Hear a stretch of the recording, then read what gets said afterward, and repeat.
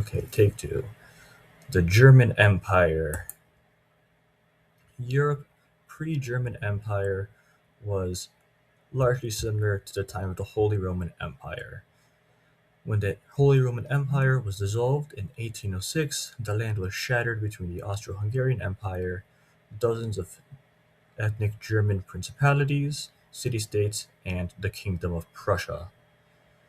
This confederation of city-states would be consolidated by Napoleon into the Confederation of the Rhine. The main players in this area were the German Confederation of the Rhine under French control mostly, the Kingdom of Prussia, and Hanover. The Austro-Hungarian Empire was also prominent in this time, but it's not relevant here. Prussia was, without a doubt, the strongest of these and would make use of their renowned army and the deft diplomacy of Otto von Bismarck to consolidate power in the region. In regards to the rest of Europe, Britain, France, the Austro-Hungarian Empire, and Russia dominated the rest of Europe at this time. And the Ottoman Empire was on a steep decline in power that it would not escape until its dissolution after World War One, and it was dubbed the sick man of Europe. Italy was in the process of being formed. As you can see, there's the Kingdom of Italy over there. And Poland had been divided between Prussia, Russia, and the Austro-Hungarian Empire. Creation of the German Empire. With the dissolution of the Holy Roman Empire in 1806, many German states were now under French control under the Confederation of the Rhine, as all obligations and responsibilities towards the HRE were released with its dissolution in 1806. This led to a rise of nationalism within the German-speaking peoples, both under French rule and outside of it, as they had a desire to rid themselves of their French oppressors. The greatest contributor to this idea of a unified Germany was the growing Kingdom of Prussia. In the 1850s and 60s, the Army of Prussia went through major reforms, drastically increasing its efficacy. And in 1861, King Wilhelm I of Prussia appointed Otto von Bismarck as Minister-President of Prussia. Bismarck used outside threats, such as the Austrians, the Danes, and the French, as a cause to rally all German states behind.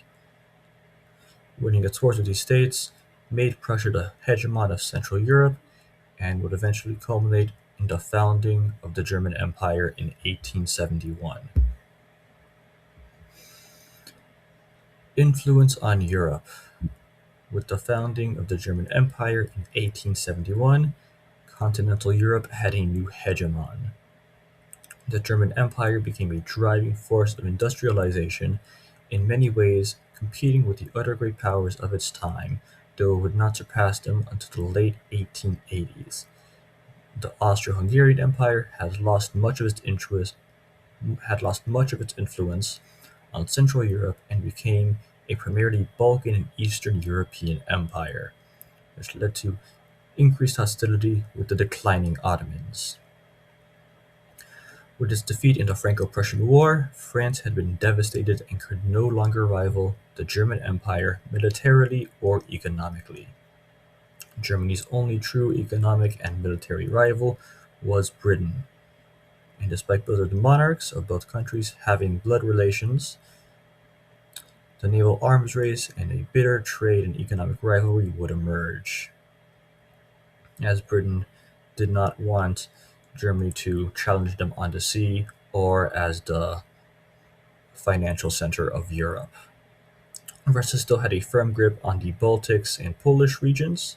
This declining power and domestic instability would see the Russian Empire fall behind Germany economically, as it still relied mainly on serfdom at this point. Culture and religion. The German Empire had a fairly homogeneous cultural and religious makeup. Religiously, the German Empire was entirely Christian. However, it was split between the Lutherans and Catholics mostly, with other Protestant denominations as minorities. There were many Catholics in the southern parts of the empire, and in the parts bordering modern-day Poland and France. As I mentioned before, there were Calvinist Protestants around the French border, but they were a minority. The majority of its population was Lutheran Protestants, as were the emperors. Ethnically, the German Empire was almost all German, but had Poles, Czechs, French, Danish, Dutch, and Belgian minorities. The overwhelming majority was German, however. The largest minority were the Poles, but they only made up about 5% of the population. Prominent Kaisers. Wilhelm I, his real name is Wilhelm Friedrich Ludwig, the first German emperor, king of Prussia. He ruled until 1888. He was commander-in-chief during the Unification Wars, which, that's not the real name of them, but I'm counting that as the Franco-Prussian War, the Austro-Prussian War, and the Danish Wars.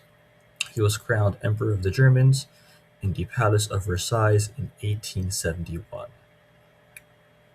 Frederick III, who I did not know existed before this, Frederick Wilhelm Nicholas Karl, the second German emperor, king of Prussia. He ruled for only 99 days, still in 1888. He was the only son of Wilhelm I, and he died of larynx cancer. He didn't do a whole lot. Wilhelm II, the most prominent of the Kaisers, is named Frederick Wilhelm Victor Albert. He is the third and the last German emperor, the last king of Prussia. He ruled from 1888 to 1918. He was the son of Frederick III and Princess Victoria. Princess Victoria was British, which is why I mentioned those blood relations in a previous slide. He dismissed Otto von Bismarck due to his advanced age, which many people consider a bad decision, but Otto von Bismarck had been getting very old and was clashing with the Kaiser on many domestic issues. Under him, Germany became the industrial heartland of Europe, surpassing its economic rival of Britain. At this point in time, in the 1890s, Germany had finally surpassed Britain in steel production and was a world leader in chemical goods and electrical goods.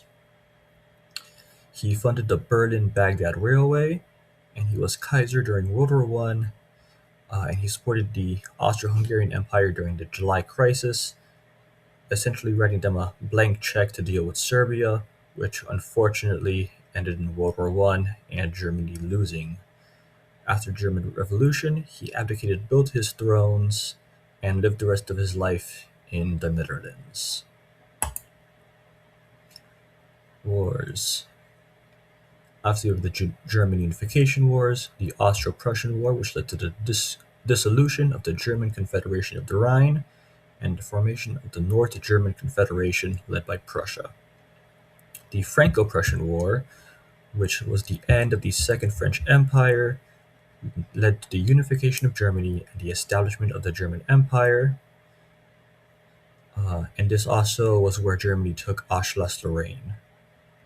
World War I was the end of the German Empire, the establishment of the Weimar Republic, and the loss of many German colonies. This is also where the Treaty of Versailles was signed, which crippled Germany economically and militarily for years to come. Then there are Germany's colonial wars in Nauru, Samoa, the Boxer Rebellion in China, Cameroon, and in Venezuela. World War I and the end of the empire. Despite its power both economically and militarily, the undoing of the German Empire would be its geography.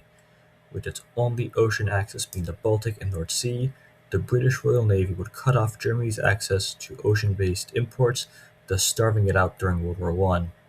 This is very important because at this time, Germany was importing about 25% of its food from overseas.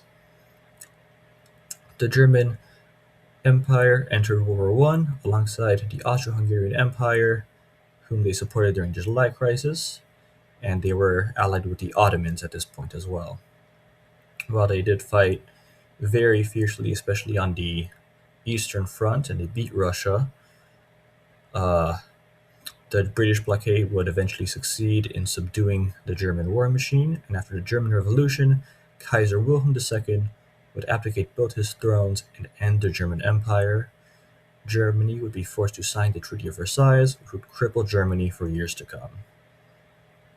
Here we have just a map of everyone in World War I, some German soldiers from 1914, and this is a photo of the Schlieffen Plan in World War I.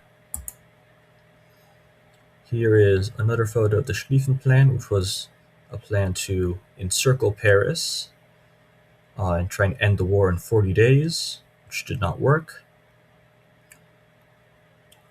This is a map. Sorry, this is not a map. This is all of the coat of arms of the German provinces. You have Prussia there, the whole empire.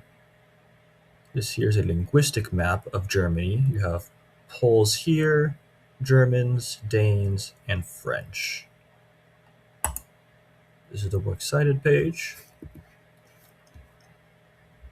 And